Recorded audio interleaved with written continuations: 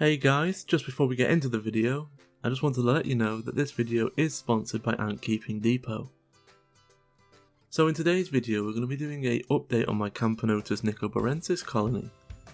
Ever since they got their new Outworld and their new nest, we're going to take a look around how they're getting on, how they're treating their new setup, and how they've adapted to living here. So over at the nest, things have been going quite well. Now, the entire inside of the nest is white, and I can't say that it still is, but it's certainly not bad. It's about what you'd expect, and I think it's doing really well. The colony on a whole is doing pretty well as well. They've got every chamber filled with brood.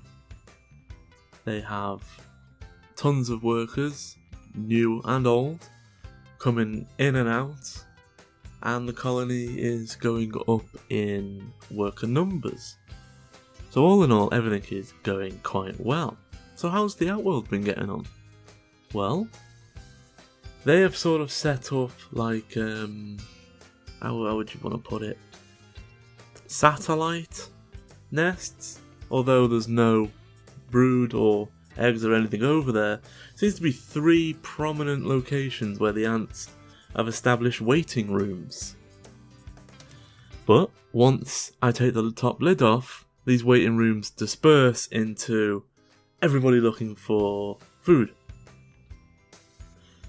And when they first got put in this nest, they didn't respond to the lid being taken off in this manner. It is becoming such a routine that they sort of start looking for flies before I even put them in, as soon as I touch the lid. Even if the dish I use for providing them their sugary liquids, if I take the lid off, ants will start going and checking it, even before I've put them in. So, you know, it's quite cool. But we already knew that they could remember where they got food last time, etc. Because a lot of ants farm other little bugs and plants and stuff, so we knew that, but seeing it in action is pretty cool. But once they've had flies and a sugary liquid, this is generally the sight that you get. It's all bustle, all action, and there's a lot of ants searching for escaped flies. So they're checking the roof, the walls, the plants, the decorations, everything. And as you can see, it gets quite busy and bustly in some of the corners, and it gets so busy and bustly that the ants are so distracted by touching one another that a lot of the flies actually get by. Also in the Outworld, they set up a relatively easy place to clean dumping pile, and they have also managed to keep their sugary liquids feeding dish totally spotless white. No matter how much liquid I put in, they will drink it all in one session, right down to it not even having a sticky residue. They fully polish it off, and yeah, I've not had to get it out and clean it once. They do that all for you, which is pretty cool because it's a big colony.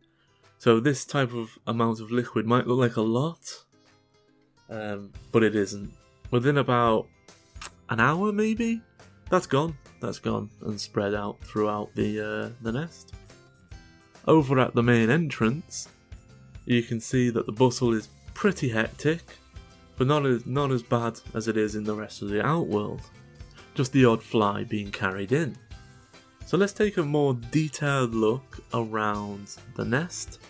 And let's have a look in that upper rear section, so the vertical part of the nest, and see what the ants have chose to use that part for. So a lot of the ants have decided that only the 2 lower levels of the vertical area is okay. For the much younger range of ant young seem to be used. The higher levels than that, so even further away from the heating source, are only ever used by workers, but not dumping anything though. Although there was a dumping site set up temporarily in the very bottom connection chamber, but they cleaned that out. Down in the bottom part, where you can see that the queen definitely moves between at least 3 of the 4 major compartments, and you can see her here, and it's pretty known that the Nicobarensis ants have a habit of bringing their gaster under them, and that's pretty common sight, and the queen really does show that off. Over in another section here, you can really see how the colony is keeping up their large turnover of workers. There was quite a lot of young spotted, recently enclosed workers, and you can normally tell this by their very pale brown, sort of uni-bodied colouring, because they haven't hardened off, gone into their sort of darkened, hard brown at all. Now, trying to get a shot of the queen was pretty hard. The focus was having trouble with so much moving parts in the shots, but here she is here, and you can see that she's right next to a really large pile of fresh eggs that are totally guarded with ants all over them. Meanwhile, some fresh sunlight has started shining through, and the ants are still bustling away looking for the flies. Now I feed them like this with a large amount of sugary liquids, fruit, they love a good bit of banana, they even like a prawn every now and again, just let it defrost, no, not cooked.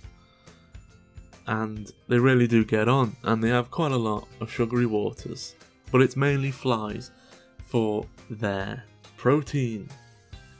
And this has turned out pretty well. Before this it was mealworms, but the mess started to annoy me, especially the smell. It wasn't a pleasant smell, and the flies are a much better alternative, be it more expensive, but if you can keep one batch of flies going for a very long time, then you're only replacing the cultures. So it can work out to be okay, but as you see, the ants are doing fine. I hope you've enjoyed today's quick update, and I'll catch you in my next video. Thanks a lot, guys.